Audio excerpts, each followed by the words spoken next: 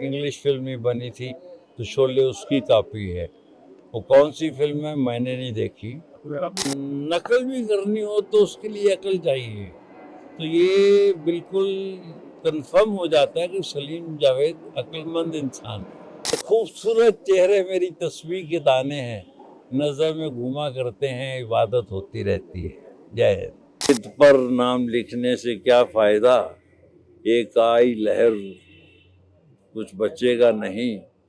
तुमने पत्थर का दिल हमको कह तो दिया, पत्थरों पे लिखोगे तो मिटेगा नहीं। मनोज जी, सबसे पहले आज जो ये सॉन्ग रिकॉर्डिंग चल रही है इसके बारे में जानना चाहते हैं। इसके बारे में आपने जो विक साहब ने सिचुएशन बताई और जो अनूप जलोटा साहब ने समझाया, उसके हिसाब से मैंने लिख दिया। इनको पसंद आ गया, बस ये खुशी की बात है। सर, इस फिल्म का थोड़ा सा कंसेप्ट जानना चाहते हैं, जैसे मालिक एक है। डायरेक्टर विक साहब यहाँ बैठे हैं, ये उनका अधिकार है, ये वो जानते हैं, आप उनसे पूछिए। सर, आपने इस फिल्म के गाने लिखे हैं। गाना लिखा है, एक गाना, सिर्फ एक गीत लिखा है। मनोज, आगे क्या हो अल्लाह जाने, क्या हो आगे मौला जाने, क्या हो आगे। हम जानना चाहिए कि आज से करीब काफ़ी साल पहले एक फिल्म बनी थी साईं बाबा के ऊपर, जो आपने बनाई थी, आपके बैनर पे बनी थी, और आज जो फिल्म मेरे बैनर पर नहीं बनी थी, वो सरला चैरिटेबल ट्रस्ट, इंदुलाल शाह हैं हमारे सत्य साईं ऑर्गेनाइजेशन के चेयरपर्सन हैं, उन्होंने बनवाई थी। हम लोगों ने एक श्रद्धा से काम किया। वो बाबा की कृपा है कि उसका क्रेडिट मुझे मिलना था कि मैंने बनाई है। हाँ, लिखी ज़रूर मैंने थी, कुछ 2 गीत भी लिखे थे, साईं बाबा बोलो और साईंनाथ तेरे हजारों हाथ। बाकी इस टीम वर्क, बहुत लोगों ने मेहनत की। तो उस फिल्म में अनूप जी को ने देख लिया था, उस वक्त अनूप जी ने अपने उसमें करियर की शुरुआत की थी।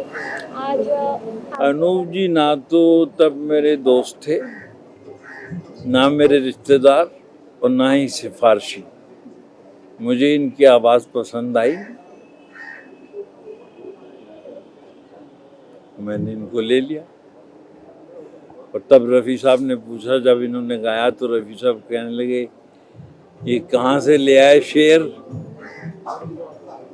मैंने कहा, जी आपने शेर कह दिया तो वो ये शेर गरजता रहेगा। जानना चाहेंगे कि क्या हम दोबारा आपको फिल्मों में या स्क्रीन पर देखेंगे। ये सवाल क्यों कर रही हैं, आपके दिल में शक क्यों पैदा हो रहा है? हमें बिल्कुल दिल में शक नहीं पैदा हो रहा है। हम जानना मैं कोई माल नहीं खोलने वाला, कोई होटल नहीं खोलने वाला, कोई रेस्टोरेंट नहीं खोलने वाला, कोई बुटीक नहीं खोलने वाला, मुझे कुछ और आता ही नहीं।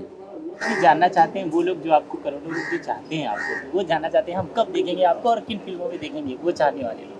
मुझे देखेंगे किस फिल्म में ये नहीं कह सकता, लेकिन मैं बना रहा हूँ film with love from India, नौकरानी, और एक तीसरी फिल्म है, उसका नाम नहीं लिख रखा अभी, वो मेरे बेटे कुणाल डायरेक्ट करेंगे।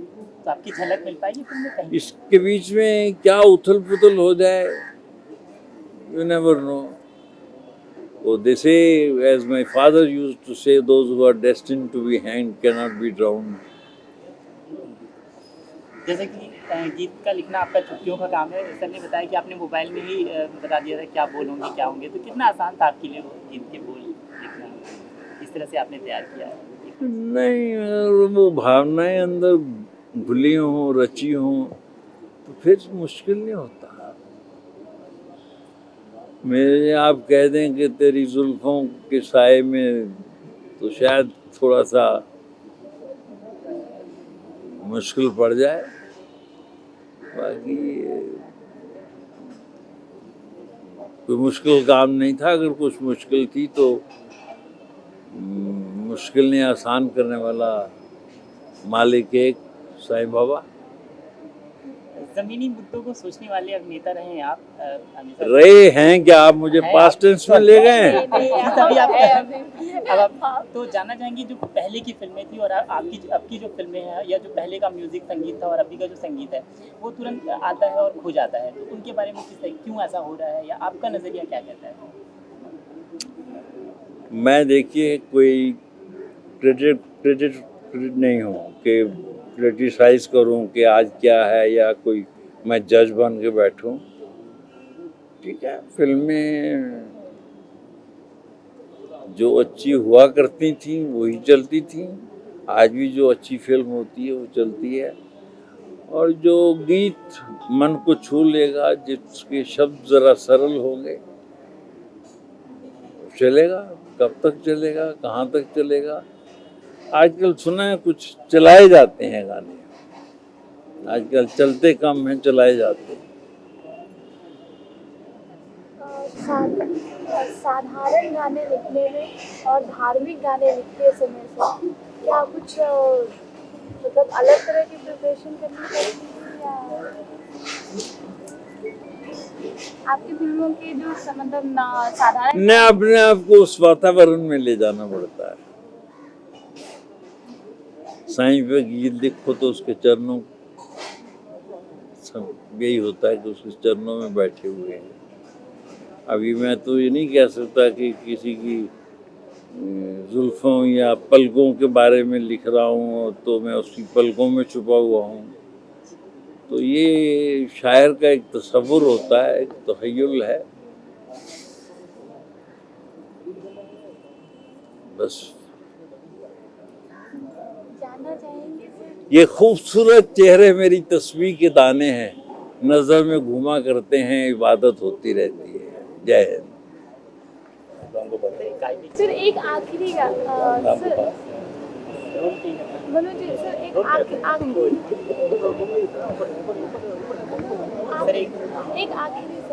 हाँ जी, हाँ जी, हाँ जी। आजकल बहुत सारी ओरिजिनल फिल्मों की रीमेक और सीक्वल फिल्में बन रही हैं। सवाल ये है कि जो ओरिजिनल जिनको कह रहे हैं वो ओरिजिनल थी कि नहीं, पहले ये सोचिए। पहले ये सोचिए कि वो ओरिजिनल थी। हाँ, शांताराम जी की स्त्री शकुंतला की वो ओरिजिनल थी। शोले ओरिजिनल की जो अभी रीमेक बन रही है। नो कमेंट्स प्लीज, क्योंकि अमिताभ साहब ने कौन बनेगा करोड़पति में कहा था कि एक फिल्म बनी थी 7 ब्राइड फर्स्ट, हाँ, तो फिर उससे एक हटके एक फिल्म, इंग्लिश फिल्म ही बनी थी, तो शोले उसकी कॉपी है। वो कौन सी फिल्म है मैंने नहीं देखी, और अगर किसी से इंस्पायर हो के सलीम जावेद साहब ने बनाई है तो बहुत खूबसूरत फिल्म बनाई है। नकल भी करनी हो तो उसके लिए अकल चाहिए, तो ये बिल्कुल कंफर्म हो जाता है कि सलीम जावेद अक्लमंद इंसान है। तो ऐसा लग रहा है क्या कि आजकल अच्छी कहानियों का या अच्छे कंसेप्ट का अभाव हो गया है? समय चाहिए, एक व्यक्ति के पास बैठ जाइए, उसकी जीवनी सुनिए तो आपको पूरी कहानी मिल जाती है। हाँ, जहाँ बात चली गीत संगीत की, तो आप जानना चाहेंगे कि आपके फेवरेट गीतकार कौन से हैं, आप किनके साथ इंडस्ट्री में? नहीं, ये कहना बहुत मुश्किल है। शकील बदायूनी साहब का अपना स्टाइल था, मदोक साहब का अपना स्टाइल, राजेंद्र कृष्ण साहब का अपना स्टाइल, आनंद बख्शी साहब का अपना स्टाइल। जितना आनंद बख्शी साहब ने लिखा है शायद ही कोई लिख पाए। शाहिर साहब अपनी जगह, मजरूह सुल्तानपुरी साहब अपनी जगह, और एक गाना जो अभी तक चल रहा है प्रेम धवन साहब अपनी जगह आए, या मेरे प्यारे वतन, या वतन, या वतन, हम तेरी कसम तेरी राहों में जहाँ तक लुटा जाएंगे। ये तुलना करने की कौन अच्छा है और कौन फेवरेट है, ये बहुत, मैं तो ये कहता हूँ जिसने अच्छा काम किया वो मेरा फेवरेट है। गुलजार जी के बारे में क्या कहेंगे? जैसे उनके गीत इन दिनों काफ़ी लाइमलाइट में होते हैं, तो उनके बारे में क्या, गुलजार साहब?